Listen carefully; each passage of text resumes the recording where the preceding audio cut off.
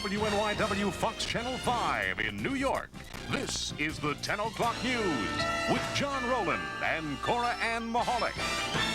Good evening. You might wonder what Michael Milken will be giving thanks for when the former junk bond king sits down with his family tomorrow for Thanksgiving. One thing will be that he can be with them. Doesn't have to report to jail right away. The judge let him wait till early next year. She sentenced him today, and he cried like a baby in front of her. Christopher Jones reports. When Michael Milken arrived at federal court this morning, he appeared to be in control of his emotions. Milken's composure was not to last long as he began his day of reckoning, a day that would be filled with tears and apologies and end with the most severe sentence in the recent history of corruption in the financial affairs of Wall Street. Milken's lawyer, Arthur Lyman, spent the first hour of the sentencing proceeding detailing the positive aspects of the 44-year-old financier's life. When attorney Lyman described Milken's efforts on behalf of a brain-damaged child, the disgraced financier sobbed uncontrollably. From that point on, Milken wept from time to time while his wife looked on, but did not herself shed tears. District Judge Kimba Wood asked Milken if he had anything to say for himself. Milken stood and told the judge through his tears he had violated not only the law, but his own principles and values. "I will regret it for the rest of my life," he said. "I am truly sorry." He then sat down and listened as Judge Wood told him she had to send a message to others in the financial community that criminal activity will not be tolerated. Then she sentenced the fallen financier to 5 consecutive 2-year terms for a total of 10 years in jail, plus 3 years of probation that will include 1,800 hours of community service a year. What I saw inside was a situation where an individual who pled guilty to 6 specific crimes was sentenced based upon who he was and based upon crimes to which he didn't plead guilty to. I represent state pension funds who have lost a considerable amount of money, and I would hope that most of Milken's ill-gotten gains will have to be returned to the people from whom he has taken them. Milken will be eligible for parole in 3 1/3 years. This was a stiff sentence, in fact far harsher than most legal experts had predicted, but the door has been left open for a reduction in sentence should Michael Milken decide now to cooperate with the government. The judge said she did not wish to render a verdict on what she called the greed of the decade of the 80s. But it's hard to look at this case and think she hasn't done exactly that. Christopher Jones, Fox News, Channel 5. When it comes to John Gotti, they are just counting the days. We are days away from the indictment of the reputed Godfather. But some mobsters are also counting the days till they get a chance at mob-style justice. Pablo Guzman has this exclusive report. Channel 5 News has learned that the long-expected indictment against John Gotti and his top associates will be returned by the end of the month. It will cover a broad range of alleged racketeering activities, including several murder charges, number one being the December 1985 pre-Christmas slaying of Paul Castellano outside Spark Steakhouse in Midtown Manhattan. The killing of Castellano and top aide Tommy Bellotti reportedly cleared the way for the Gotti crew to take over the Gambino crime family. This reenactment from America's Most Wanted is so authentic it has been requested by law enforcement and attorneys for organized crime figures.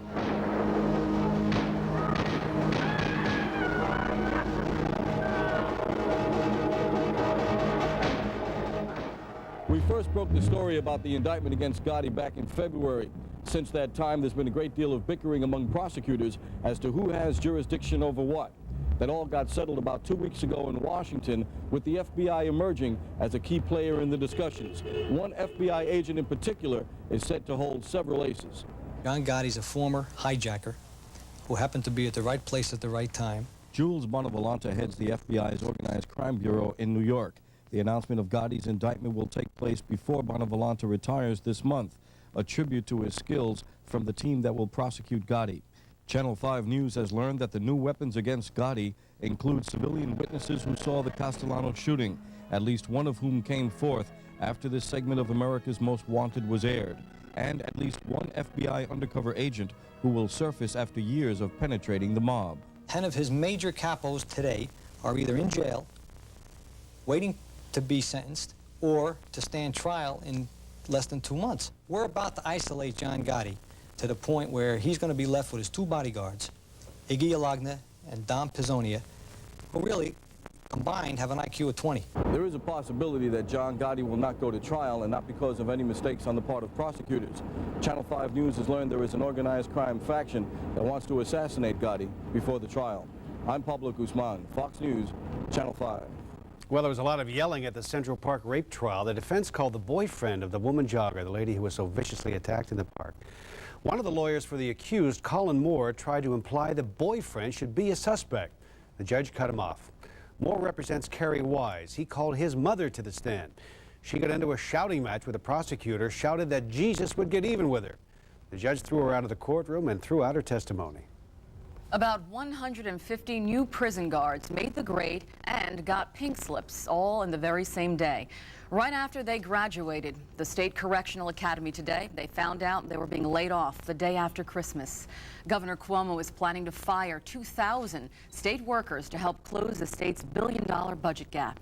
And two top New York lawmakers are throwing their support behind the governor's budget-cutting plan. Assembly Speaker Mel Miller and Senate Majority Leader Ralph Marino met with the governor. They agreed to have the state legislature vote on the proposed budget cuts in 2 weeks. Mr. Cuomo wants to cut spending instead of raising taxes. And on top of state and local spending cuts, the City Board of Education may have to chop almost $350 million from its budget. So now the board is thinking about selling 7 of its buildings to raise some cash. That includes their headquarters on Livingston Street in Brooklyn. Also on the list, the $1 million brownstone the chancellor lives in Brooklyn Heights. Joseph Fernandez says it's for the good of the school system. I think everyone in the city should feel positive about the fact that the board and the chancellor are looking at everything before we look at the classroom. We've been sending that message from day one since we've been hit with these budget cuts, that the classroom is the last place we want to hit. Up to 4,000 teachers may also get laid off. There is something special about Getaway Day on Thanksgiving weekend. You can see it in the faces of New Yorkers who are trying frantically to get out of town. There they were, crowded into planes, trains, and automobiles. Lynn Brown reports. Bumper to bumper, back to back, horn to horn, any way you want to put it, and by any means possible, they are leaving the city, heading out to visit family and loved ones for the Thanksgiving holiday. Are you ladies going away for the holidays? I'm going to Mount Pocono to visit my daughter-in-law, my grandchildren, my son. Going to see my folks. For some, it is a ritual. It's the worst day of the year to travel, but every single year I'm here. No trains, no planes to where I live, just buses. For others, it is the newfound thing to do. I'm a Nigerian lawyer in America for business, but when I arrive, I discover you're on holiday, so I'm also too on holidays. We're heading to Albany. And who are you going to visit there? My brother and sister-in-law and their family. Maybe we'll talk to the governor. Maybe we'll get him to take the taxes down. I don't know. Tens of thousands of people just like these packed the Port Authority building, many of them dragging kid and kid leather. We're going to Lancaster, Pennsylvania to visit my friends and my dad. It was your usual chaos and confusion. At Grand Central Station, things didn't appear to be quite as rushed, not to get out of town for the holiday anyway. And for those who remain, getting in and around the city, well, it's called 6 of one, half dozen of the other. Most people took mass transit, and things went pretty well. The ghost of gridlock past tells us that we're in for more trouble, though, from now through the holiday season. So we hope New Yorkers will take mass transit, use express buses, try everything but use their cars. For everyone, either getting out of the city for the holiday or coming in, have a happy Thanksgiving and a good Thanksgiving Eve. Lynn Brown, Fox News, Channel 5. And still ahead on the 10 o'clock news, President Bush is in Saudi Arabia. He'll spend Thanksgiving with our troops. Jackie Mason is in no joking mood when it comes to this new ad with his love child, and it's no contest. We'll tell you why a Miss Texas pageant official is out of the running. And the big blow-up for the night before the Macy's Thanksgiving Day Parade.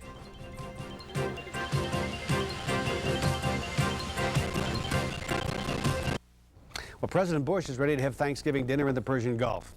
But our State Department says other Americans should think twice about that with any hostages in Iraq. It says one family was detained, although other relatives back in Boston deny that. Patrick McGrath reports from Washington.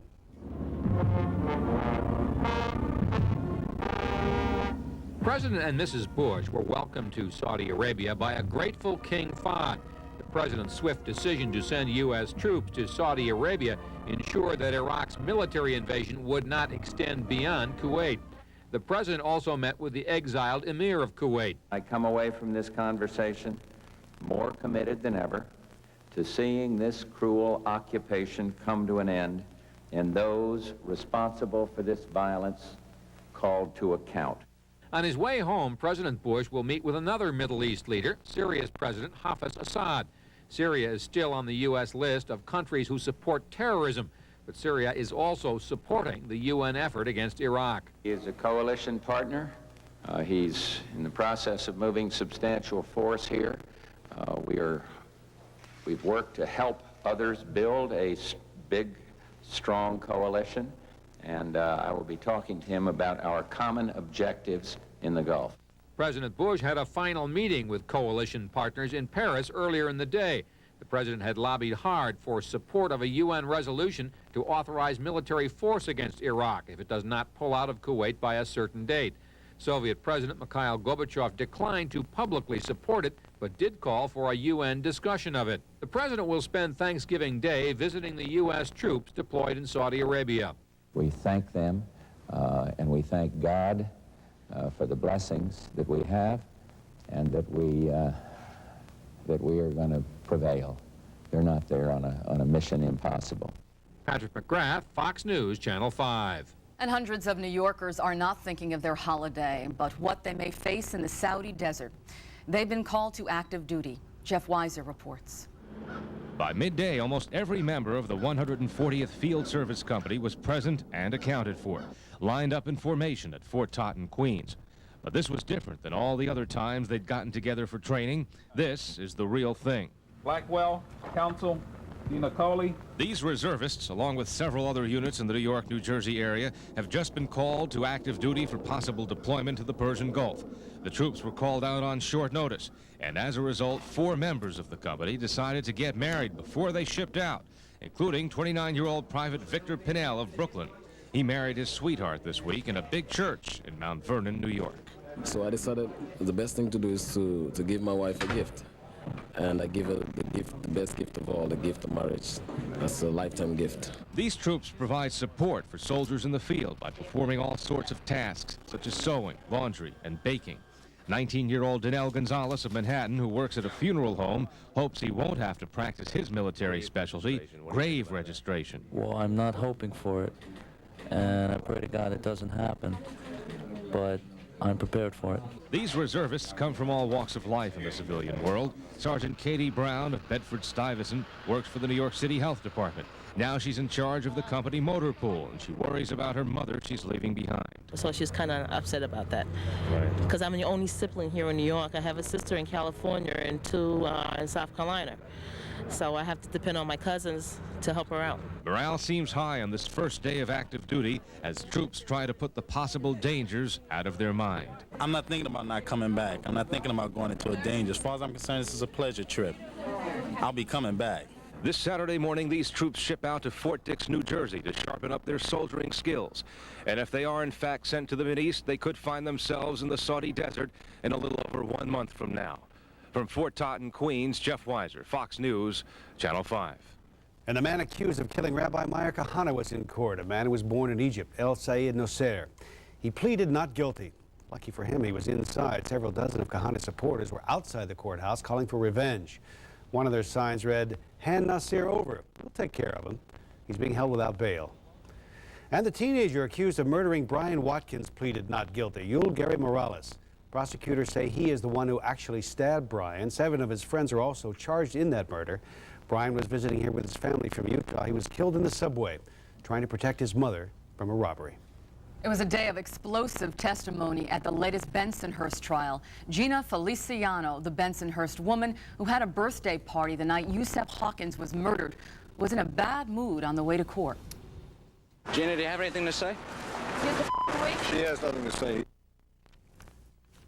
On the stand, Feliciano testified that defendants James Patino and Joseph Serrano had guns the night of the murder.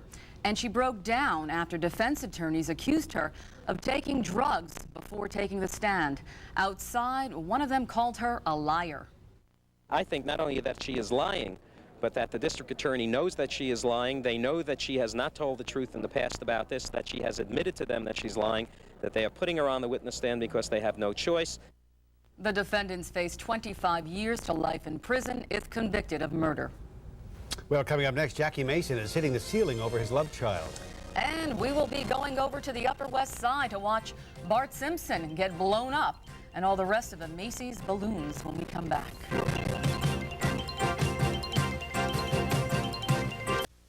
Funny thing happened to Jackie Mason on his way to the theater tonight. He got serious. It had to do with his 4-year-old daughter, Sheba. He hit the ceiling when he saw her mother using her in ads. Rosanna Scotto reports. Wednesday morning, as Jackie Mason flipped through Variety for the latest entertainment news, he was not entertained to see Sheba Mason's smiling face. She was pictured in an ad saying, "My daddy, Jackie Mason, is intriguing. That's why Mommy wrote a hit musical comedy about their 10-year love affair." Sheba's mother, Ginger Ryder, has been touring the Florida circuit with her show, Oh, Jackie O, trying to find backers. If I only knew then what I know now. It is hard to imagine a lower or more despicable spectacle than the mother exploiting a child for her own career and financial gain. I find it sickening, and I refuse to be drawn into the psychodramas that she is creating. This is not the first time Mason has made news with Ryder. 2 years ago, the former belly dancer took him to court, forcing him to take blood tests to establish little Sheba was no black sheep. How do you do? How do you do? The court ruled Jackie was the father. He now pays $2,000 a month in child support payments and says Ginger should not be using their child to boost her own career. I'm not reveling in this situation, and I don't find any comedy in it. It's a pathetic story of a pathetic girl who is trying to advance herself in her career at my expense. Jackie Mason has retained powerhouse attorney Raul Felder to look into whether Ryder is using child support payments to pay for ads in Variety and her show. But Mason refused to say whether he had plans to visit little Sheba. Her mother says he hasn't in the past. In Manhattan, Rosanna Scotto, Fox News, Channel 5. The Miss America pageant forced out the man who once ran the local Miss Texas pageant. Don Magnus, he reportedly called contestants sluts and made other lewd remarks to them. The pageant's national director threatened that the next Miss Texas would not be able to compete for Miss America if Magnus did not resign from the board of directors. Magnus called it blackmail, but did step down. Well, about 80 million people will be watching the Macy's parade on television, but there is another holiday tradition that a lot of New Yorkers get to see in person right now. They call it Inflation Eve. Penny Crone's on the Upper West Side with more. Penny. John, 13 giant balloons have been blown up. Behind me, you see Bart Simpson's hand. In a minute, Bruno's going to pull out, and you're going to see all of Bart Simpson. As you just said, it is a holiday tradition. It's an exciting time. There are lots and lots of people here, and they're saying that life is totally a blast.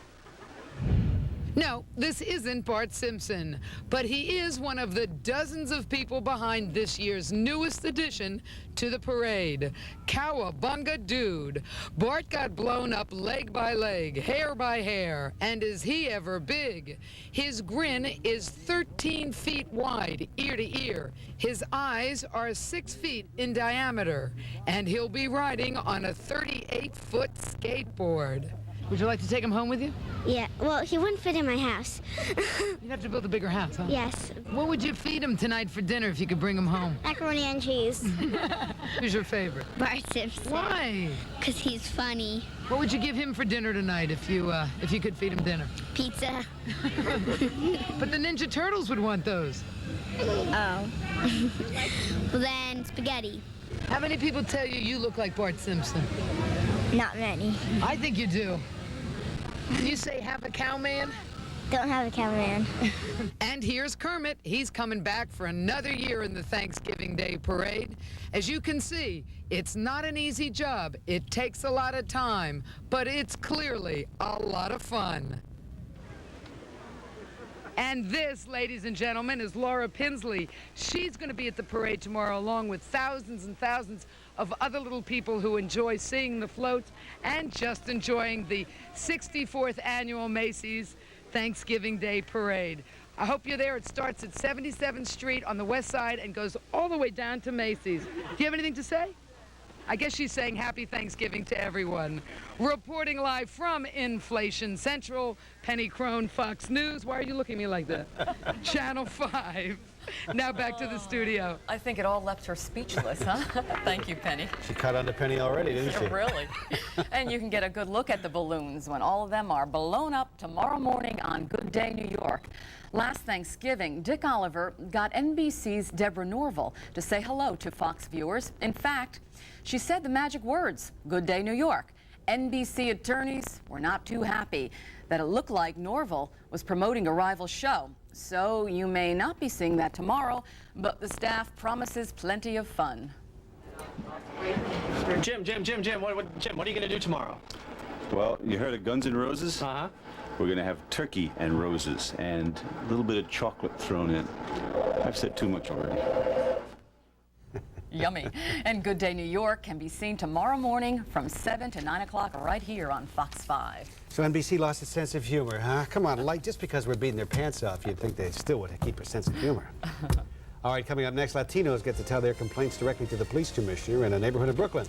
And why Fox 5's Larry Hoff looks so foolish, so you will not even think of drinking and driving.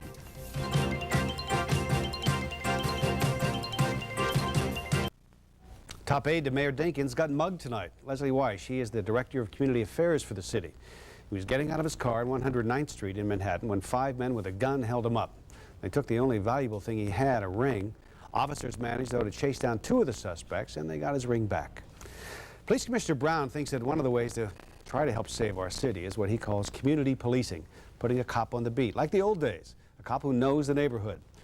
And the top cop was out on one beat, personally getting both sides of an issue that is tearing apart a neighborhood in Brooklyn.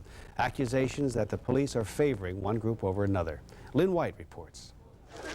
With Latino leaders at his side, Police Commissioner Lee Brown took a walking tour of the Williamsburg section of Brooklyn.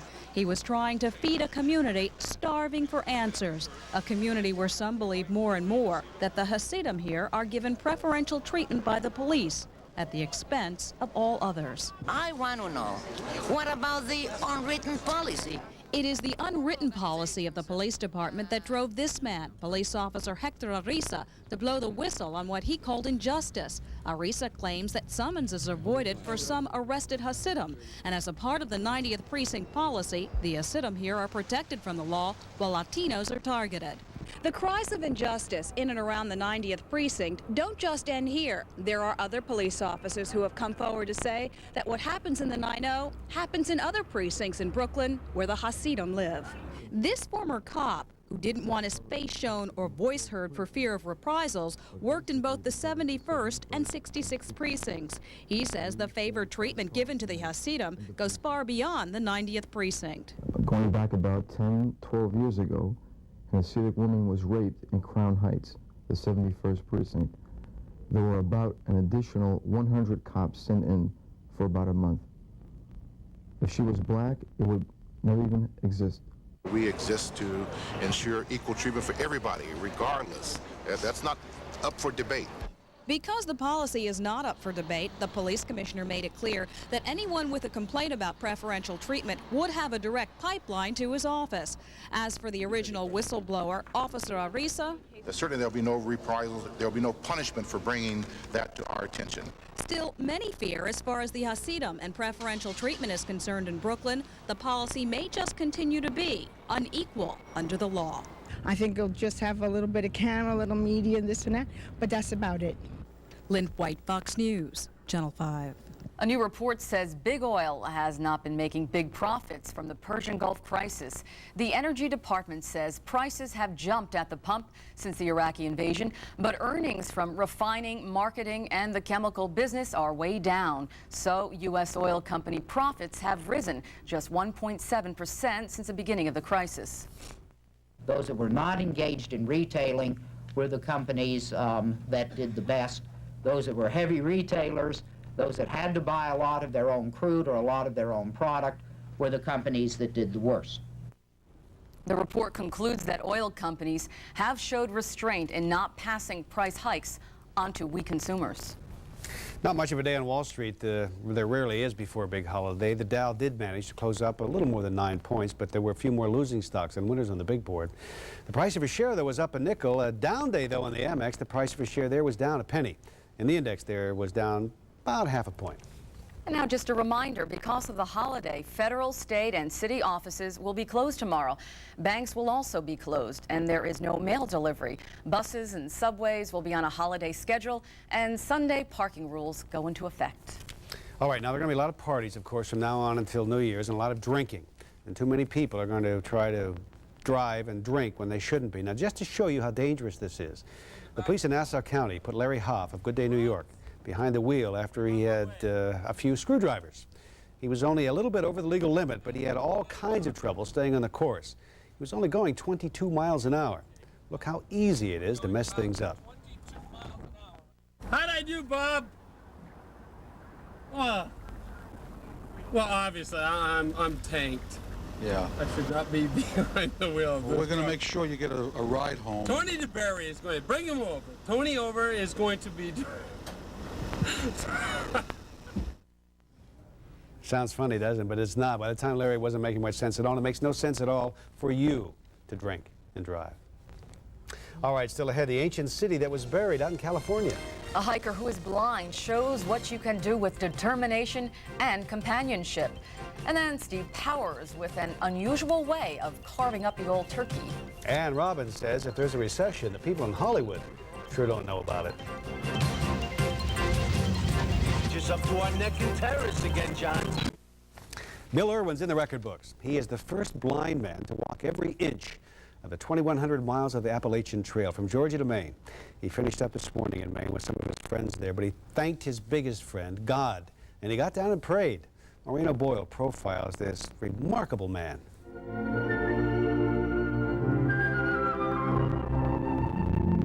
Everyone is heading home for Thanksgiving, and Bill Irwin is no exception. After months of hiking the 2,167-mile Appalachian Trail, he completed his odyssey in time for the holiday. What makes Bill and his long march through America's most spectacular wilderness so special, so courageous, is that Bill is blind. His only companion, his seeing eye dog, Orient. The reason for doing it is it's a Christian witness mission. Bill Irwin has been blind for 22 of his 50 years. He has also fought a successful battle against alcoholism. I don't see myself as heroic. I see myself as just a person that's trying to do what God wants me to do, and all I have to do is just get up every morning and do it.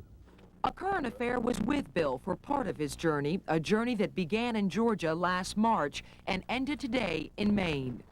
Something that stood out in sharp relief was that despite his blindness, Bill sees some things more profoundly than many of us sighted people.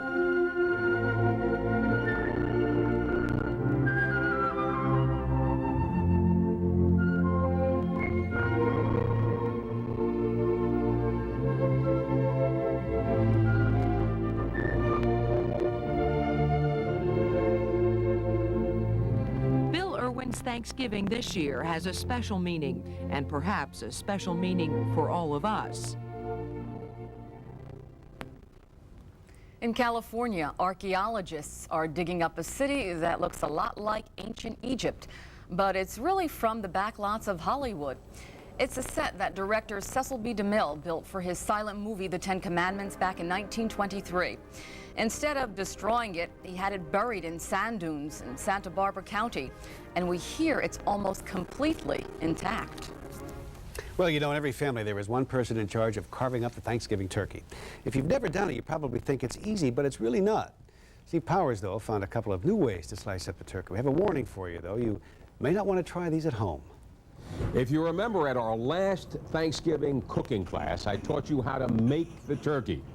Things did not come out exactly as we had planned. We had a bit of a shrinkage problem, but we think we have corrected that this year. Instead of this kind of turkey, we are using Sanforized turkeys. Now this year, guys, we're going to teach you how to carve the bird. We're going to show you two different techniques. If you have a radial arm saw, or if you have a particularly large bird, something like this is just perfect, okay? or something like this? Just a... Come on, please put this aside. That's all you need is a knife. A regular knife. A regular knife. Right. Put away the saw. Forget the saw. Okay. Hey, Abe, where do we start? Well, the first thing to do is take off the drumstick and the wing. I usually start with half of it. Leave the other one in case we don't use it. It stays on the turkey and remains. So first we carve a half a turkey. It's very easy. You find the joint, you just cut it through, and it comes off. 1, 2, 3. All right. The same thing with the wing. You make an incision here, another incision, and you find where the joint is, and off it comes. What is this part? This is the tush. I usually throw that out, right? Come on, that's the juiciest, best part of the turkey. I'll try this next year. For those of you who aren't able to tape record this segment, I've prepared a turkey by the numbers. Just cut along the dotted line according to the numbers, and you start right there. Just look for numbered turkeys at your supermarket. Now, man, if this is too complicated for you, there's another way to handle the turkey carving, and that is reach for some cranberry sauce and say, "Darling, could you carve the turkey while I open the cranberry sauce?" Works every time. Excuse me. Where's the opener? Steve Powers, Fox News, Channel 5. All right, coming up next, rock and roller Chuck Berry rolled out from under some pretty serious charges. And the sky's the limit when it comes to the stars and their Hollywood salaries.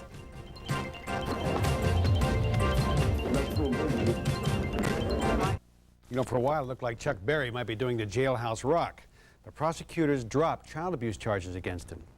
He's agreed to serve 2 years unsupervised probation, though, for having marijuana. Chuck says now he can get back on the road and back into the recording studio now.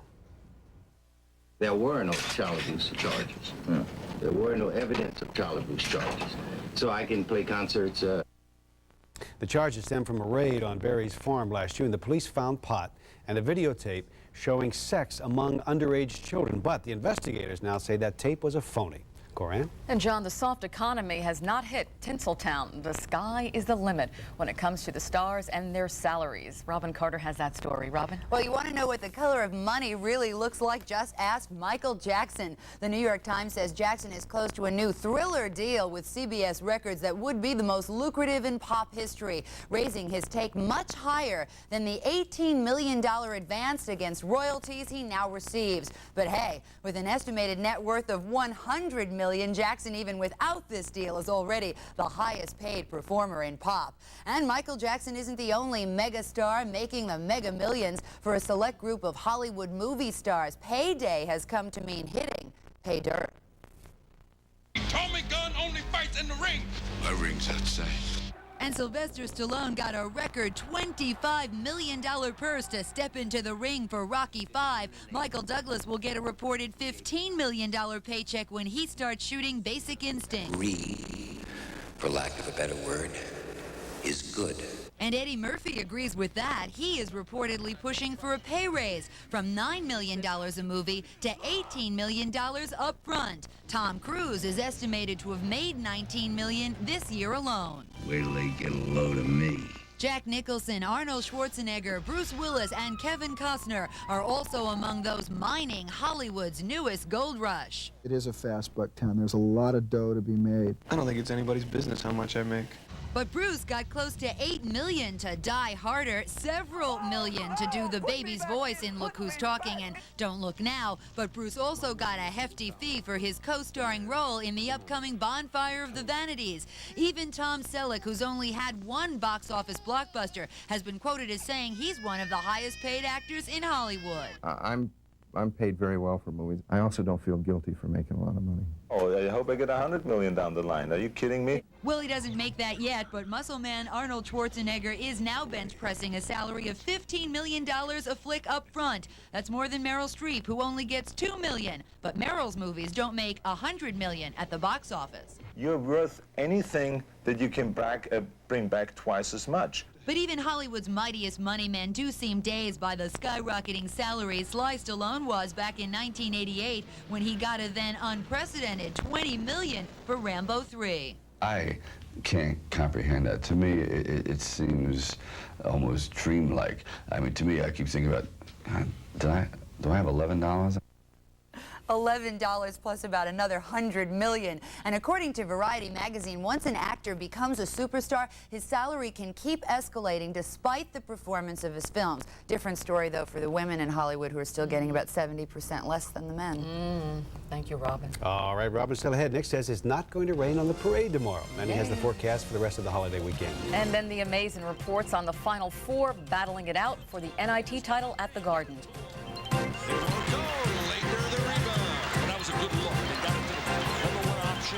All right, I made a promise. Help me keep it, Nick. No rain on the parade. Oh, I love it when he does this because I can just nail him, you know what I mean? Yeah. Well, I will come through for you. Thank you, sir. We have no rain coming in tomorrow during the day. At night, that's going to be a little bit of a different story, but hey, the day is really when you'll be out at the parade, you'll be traveling to Grandma's. You get the idea. Then you travel home. Then you travel home. Well, late at night will be the problem, so all the answers. Let's go and check out our high and low for the day. You can see that today was another close to the normal type temperature for this time of the year. 55 and 39 under beautifully clear skies pretty much the entire day. No precip. Again, we won't expect any for about another 24 hours. Well, go back 90 years and we had the record high of 74 degrees, and you go back even further than that to 1879 and it was as cold as 16 degrees. All right, here's our current readings in Central Park. Well, they're not there? All right, well, we'll just show you our map here, which has basically area temperatures covering the region too. 27 as well, kind of chilly there. And LaGuardia 45 degrees now. We have Kennedy at 40, 36 at Bayville, mostly clear skies there, and 28 at Boy, this is... We'll be with you in just a second. Thank you, Regina. I tell you. No problem. All right, the satellite's into motion. Well, I put this microphone into motion on my tie here, and let's take a look at the picture because it really tells this whole story. We got high pressure building it across the East Coast. That's keeping it clear. There we go. Clear from New England right on down the eastern seaboard, but it's really fighting off those clouds as they move in from the west. So that's going to continue to help us keep the dry air here for about another 24 hours. But you can see that the clouds are present back through Illinois into Missouri, and they're causing some rain showers tonight from Michigan down into the northern parts of Arkansas. And eventually, these clouds will break through that fair weather regime and will be arriving in our area. But not tonight. Still clear. 50 was the high in Boston today, but look on the other side of this weather front, boy, it's into the 70s at Cincinnati and mild even to Chicago. Now tomorrow, the high starts to give way a little bit, but the rain stays in upstate New York into western Pennsylvania as we go on through the day, and again, we'll arrive here sometime later on tomorrow evening. Then over the weekend, that system goes away, but another one will form along the East Coast, and that may bring some rain here on Saturday, some snow inland, and then colder and drier weather on Sunday. All right, let's go and look at our forecast overnight. Chilly, 40 in town, 25 to 30 north and west. I'm going as fast as I can here. Tomorrow, clouds, it will be increasing, 59 for the high tomorrow, rain developing late. Let's go and check out the extended forecast, and you'll see that we have some pretty good news for part of the forecast, but still we have problems on Friday with rain showers in the morning. And then Saturday, well, again, some rain could be possible, cooler, 47. Dry day looks like it will be on Sunday, 44 degrees, and then Monday back to about 51 with some showers maybe late in the day. And that's our latest look at the weather. Alrighty, thank you, Nick. The Amazing up next with sports. That's right, he's got the Mets. They may be ready to add some speed to their lineup right after this.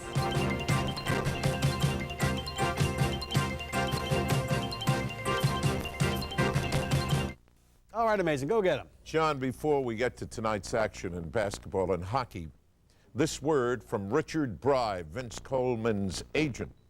The Mets have made a very generous offer to Coleman. There's no further word. This came from the man who agents Vince Coleman. Obviously, the Mets have money now because there is no Darryl Strawberry. Get this, the Red Sox lost Mike Boddicker, one of their best pitchers, to Kansas City. Cincinnati lost Danny Jackson to the Cubs, but the Reds did sign Tom Browning. They re-signed him, actually, to a new contract. Now then, at the Garden tonight, a great college doubleheader.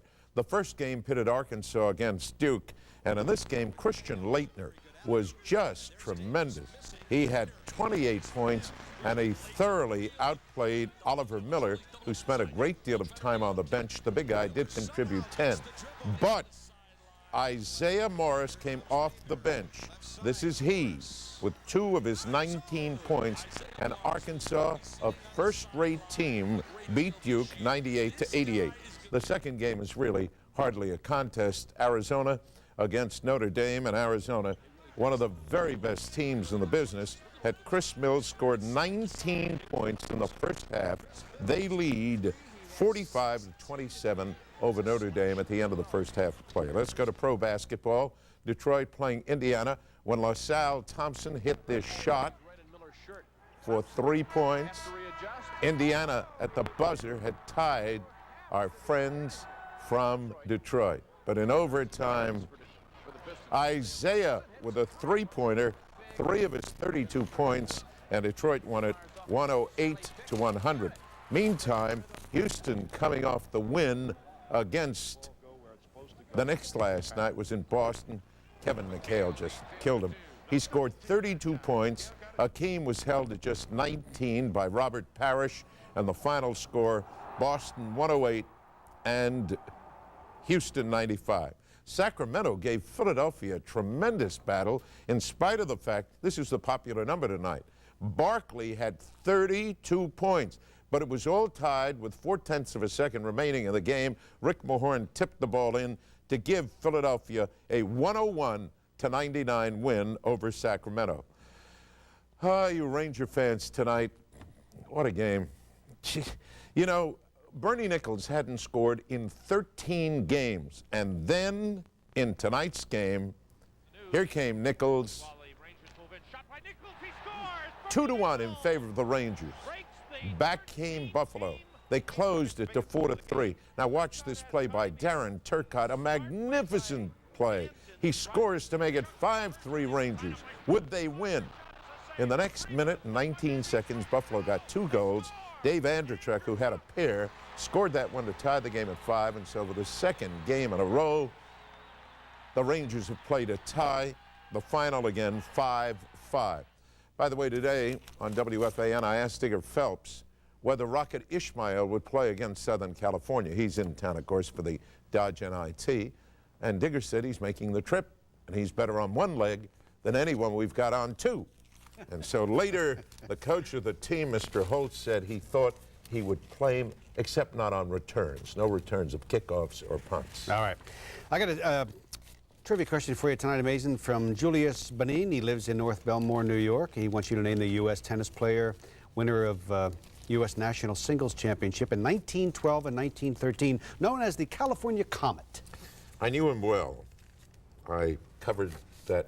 I thought you were going to give me the business with that, but no, Maurice McLaughlin is the precursor of Bill Tilden. He was the first guy with a great serve and volley, and then along came Tilden, and then Don Budge and Ellsworth Fines, and that's it. You're looking at me. I am looking at you. All right.